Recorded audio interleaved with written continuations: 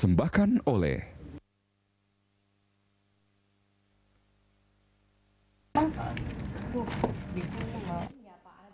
Special Dialog. Selama 1 jam ke depan kami akan membahas tentang kepemimpinan Indonesia di IORA yang dimulai tahun ini. Dan inilah Special Dialog selengkapnya.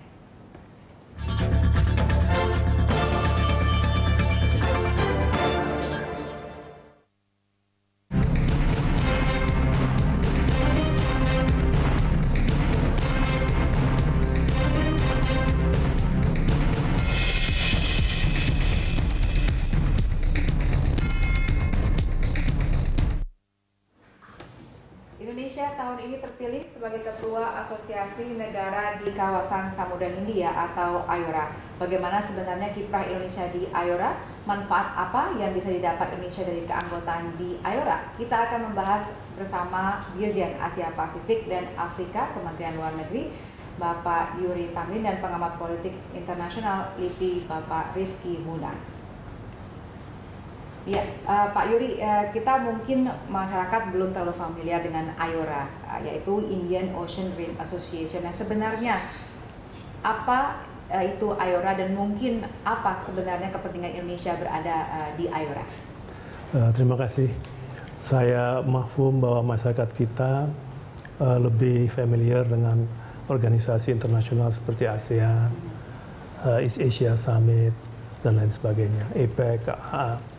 Tapi perlu kita ingat bahwa Indonesia itu mempunyai identitas ganda, double identity. We are part of Pacific Ocean, kita bagian dari Samudra Pasifik, dan juga kita bagian dari Indian Ocean. Indian Ocean ini dikatakan banyak pengamat akan menjadi kawasan yang menentukan abad 21.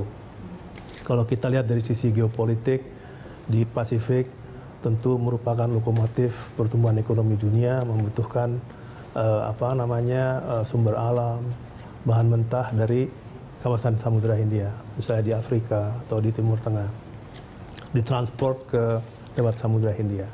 Jadi kita sebagai bangsa Indonesia, negara besar, diharapkan untuk memberikan kepemimpinan baik di Pasifik maupun di Indian Ocean. Dan di Indian Ocean, kata kuncinya adalah stabilitas kawasan. Jangan hanya disandarkan pada balance of power. Tapi kita harus mengembangkan satu moda untuk mengelola perubahan melalui kerjasama. Oleh karena itu regionalisme penting. Okay. Nah, ya silakan. Apa yang mau kita capai di sana? Ya. Tentu saja kalau di perdagangan, kita berdagang dengan negara-negara di Indian Ocean itu 20 negara sesuai catatan 121 miliar. Kita punya trade surplus setengah miliar. Di sana di Indian Ocean ada cruise tourism, turisme wisata dengan kapal. Kita ingin mengundang mereka ke Indonesia. Dengan kata lain, kepemimpinan kita akan diarahkan kepada 4 hal. Pertama, dari sisi geopolitik, geoekonomi, kita ingin menawarkan konsep kita yang namanya IORA Concord. Ini dokumen strategis untuk membangun regionalisme di Indian Ocean. Lalu kedua, kita ingin pastikan bahwa trade and investment cooperation meningkat.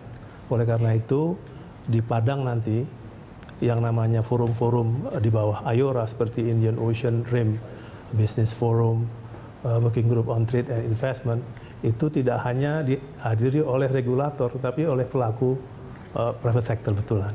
Lalu kita ingin tentu mengarus utamakan konsepsi kita tentang poros maritim dunia. Ini bagaimana menjaga sumber alam kita dari pencurian misalnya. Bagaimana meningkatkan ketahanan pangan melalui pengembangan industri perikanan. Bagaimana membangun infrastruktur. Dan bagaimana melakukan diplomasi maritim untuk menyelesaikan sengketa-sengketa wilayah. Dan bagaimana membangun pertahanan maritim kita. Jadi kita juga akan mengkonsolidasikan lembaga IORA itu sendiri, dan ini forum untuk mengarusutamakan konsep poros maritim dunia.